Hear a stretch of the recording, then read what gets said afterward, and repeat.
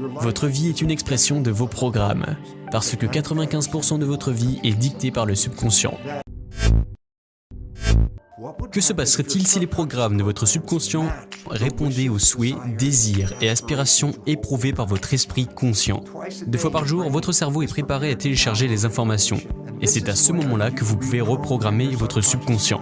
L'esprit conscient, étant créatif, peut apprendre de la lecture d'un livre de développement personnel, en assistant à une conférence ou en regardant un film.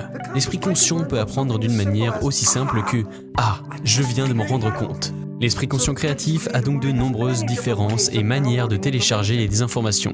Mais les deux esprits ne sont pas connectés, dans le sens où, quand l'esprit conscient apprend quelque chose, cela ne signifie pas que le subconscient l'apprendra également.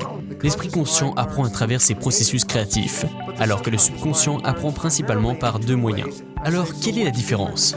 Pour l'esprit conscient, lisez un livre, regardez un film, assistez à une conférence, l'esprit télécharge ce qu'il voit déjà. Le subconscient n'apprend pas de cette manière. Le subconscient est un esprit habile.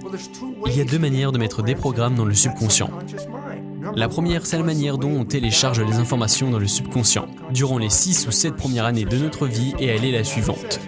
Le subconscient opère une fréquence vibrationnelle de la θ. Il s'agit de l'hypnose. Vous pouvez télécharger l'information directement dans votre esprit subconscient.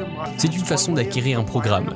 Les 6 ou 7 premières années, le cerveau de l'enfant opère essentiellement sous l'hypnose de θ. Mais maintenant que vous êtes plus âgé, qu'est-ce que vous devez faire? Voici un fait intéressant. 2 fois par jour, notre cerveau passe par une période d'activité vibrationnelle de θ. 2 fois par jour, votre cerveau est préparé à télécharger l'information à travers l'hypnose. Alors, quand est-ce que ça arrive? Souvenez-vous, il existe des fréquences vibrationnelles qui accélèrent quand vous êtes en train de dormir. Vous êtes au niveau des fréquences vibrationnelles les plus basses, appelées delta. Et au moment où vous commencez à vous réveiller, mais que vous n'êtes pas totalement réveillé, c'est la rivière de crépuscule.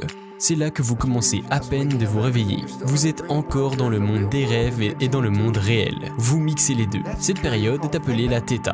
Vous passez du sommeil mort, delta, et au moment où vous commencez à vous réveiller, les vibrations commencent à augmenter et vous vous retrouvez dans la θ. Il y a donc une période de θ où l'hypnose peut arriver. Mais au fur et à mesure où vous vous réveillez, la θ atteint des vibrations plus hautes. Ensuite vient la phase alpha, qui est la conscience calme, quand vous êtes juste en train de vous réveiller. Vous faites vos tâches de routine, vous vous apprêtez à quitter la maison, et au moment où vous êtes prêt à aller au travail, votre cerveau accélère de la phase alpha, la conscience calme, à la phase bêta, qui est l'état de conscience que nous engageons dans le monde occupé où nous vivons. Après avoir travaillé en mode bêta, et vous l'avez deviné, quand vous rentrez chez vous, vous commencez à vous calmer. Votre cerveau s'enfile vers des fréquences vibrationnelles plus basses, la phase alpha, la conscience calme. Et au moment où vous apprêtez à aller au lit, devinez quoi? De la phase alpha, vous descendez à la phase θ. Et au fur et à mesure où vous tombez dans le sommeil, et quand vous vous êtes enfin endormi, vous passez à la phase delta. Ça veut dire, au moment où vous apprêtez à dormir, au moment où vous passez d'un état alerte à un état de sommeil, vous passez encore à travers la phase θ. Donc 2 fois par jour, votre cerveau est engagé dans la θ, dans le chemin vers le réveil. Ou vous passez de delta à des vibrations plus hautes en traversant la θ, dans le chemin vers le sommeil, où vous passez des vibrations hautes à delta en traversant θ 2 fois par jour. Votre cerveau est dans un état d'hypnose appelé la θ, et c'est le moment où vous pouvez utiliser des enregistrements subliminaux pour reprogrammer votre subconscient. Au moment où vous allez au lit, si vous mettez vos écouteurs pour écouter un programme subconscient afin de changer le comportement que vous souhaitez changer. À ce moment précis, avec vos écouteurs, vous entrez dans la phase de θ. Votre conscient alpha commence à disparaître. Vous êtes dans la θ. Et dans cette période de θ qui ressemble à une rivière de crépuscule, l'enregistrement que vous écoutez est en train d'être téléchargé directement dans votre subconscient. Et c'est de cette manière que fonctionnent les enregistrements subliminaux. Si vous voulez changer un programme, vous pouvez sélectionner un enregistrement qui contient le programme que vous souhaitez mettre dans votre esprit. Et chaque soir, quand vous vous apprêtez à dormir, il suffit de mettre vos écouteurs et vous serez dans un processus d'auto-hypnose. L'hypnose est en effet le premier moyen d'apprentissage pour le subconscient. Mais quand vous dépassez les 6 ou 7 premières années de votre vie, le subconscient apprend d'une manière différente. Et ça s'appelle l'accoutumance. Ça veut dire que si vous répétez quelque chose, vous le répétez encore et encore. L'esprit subconscient va le télécharger et le transformer en habitude. Comment avez-vous appris l'alphabet? Vous avez commencé par A, B, C, D, E. Et vous oubliez une lettre, et vous recommencez A, B, C, D, E, F, G. Et vous le répétez encore et encore. Et devinez quoi? Après avoir répété l'alphabet des centaines de fois, Vous atteignez un point où c'est devenu une partie de votre subconscient, l'alphabet a été téléchargé dans votre esprit. Si je vous demande de me donner la séquence de l'alphabet, vous pouvez simplement la restituer inconsciemment, sans même devoir y penser. Pourquoi? Parce que vous avez créé une habitude qui a téléchargé l'alphabet. Donc, après avoir dépassé l'âge de 6 ou 7 ans, et quand vous voulez changer le programme de votre vie, une façon de le faire est la façon conventionnelle, c'est de créer une habitude. Répéter quelque chose est un rythme presque religieux. Permettez-moi de préciser, un post-it sur un réfrigérateur n'est pas une habitude. Un post-it sur un réfrigérateur est plus ou moins un souhait, mais ce n'est pas une habitude.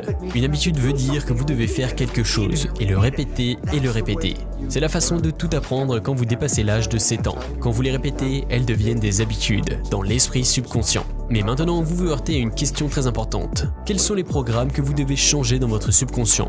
Un fait spécialement important est que la plupart de ces programmes vous ont été introduits dès les derniers stades de la grossesse, dès le dernier trimestre, et tout au long des 6 ou 7 années de votre vie. Donc si je vous dis, dites-moi quels sont les programmes que vous avez appris quand vous aviez 1 an, dites-moi quels sont les programmes que vous avez appris quand vous aviez 2 ans, je n'étais pas consciemment au courant de ces choses. C'est parce que la conscience commence plutôt vers l'âge de 6 ans. Comment vous saurez donc quels sont les programmes que vous avez?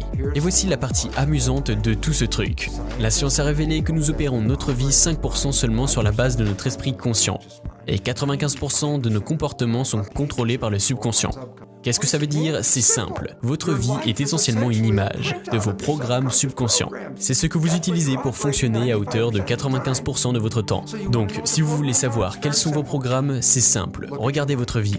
Les choses qui marchent pour vous et qui vous arrivent, et les choses que vous voulez atteindre, toutes ces choses sont là parce que des programmes dans votre subconscient qui encouragent leur présence. Mais quelles que soient les difficultés, tout ce qui nécessite un travail dur, tout ce qui implique un grand effort, est difficile parce que vous essayez de surmonter un programme de limitation qui vous empêche de vous en sortir. Donc ce que vous devez faire est de regarder votre vie et de dire ce qui marche pour moi. Ça marche parce que j'ai un programme qui me soutient et ce qui me rend la vie difficile. Ça me pose des problèmes parce que j'ai des programmes subconscients qui n'encouragent pas ces nouveaux comportements.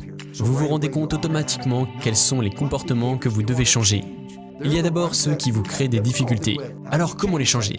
Eh bien, vous pouvez faire de l'auto-hypnose, les enregistrements subliminaux, vous pouvez les changer en créant de nouvelles habitudes comportementales, que vous répétez religieusement, de façon à changer les vieux comportements et réécrire en direct à chaque fois, en disant non, je ne fais pas de cette façon. Parlez-vous à vous-même. Et dites-vous, ce n'est pas ce que je veux, c'est ça que je veux. Et répétez ça constamment. Après, devinez quoi? L'habitude va inévitablement changer ce programme et mettre en place un nouveau programme. Maintenant, il s'agit de compréhension très fondamentale de la vie. Et cette compréhension fondamentale de la vie est la suivante. Votre vie est une expression de vos programmes, parce que 95% de votre vie est dictée par le subconscient, si vous voulez changer votre vie. Si vous voulez le faire à travers l'un des deux moyens, restez dans l'esprit conscient, gardez l'esprit. Ou la deuxième option, réécrivez les programmes du subconscient. Réfléchissez-y. Combien parmi nous parlent à eux-mêmes et disent « Allez Bruce, ne fais pas ça, c'est tellement stupide de faire ça. » Et je parle à moi-même et j'essaye de changer un comportement et c'est très frustrant. Parce que je me parle moins, le comportement change. Et plus je me parle et plus je deviens en colère contre moi-même. C'est parce que je n'écoute pas mes propres suggestions. Et je demande à ces gens d'arrêter un moment et je leur dis « Tu es en train de parler à toi-même, mais à qui tu parles vraiment ?» Vous répondez « Je suis en train de parler à mon subconscient. » Et je dis « Alors voilà le problème. Le subconscient est comme une cassette d'enregistrement. Il n'y a personne dedans. Donc tous ces efforts que vous mettez à changer votre subconscient en lui parlant est une perte de temps pour une raison très simple. Il n'y a personne dedans qui puisse répondre à vos nouveaux souhaits et désirs. Vous avez réellement besoin de vous engager dans l'hypnose et l'accoutumance. Quelles sont les conséquences de cette réécriture? La simple réponse est « Quelle serait la conséquence si vos programmes subconscients correspondaient aux souhaits, désirs et aspirations que vous gardez dans votre esprit conscient ?» Dieu merci, nous pouvons reprogrammer le subconscient.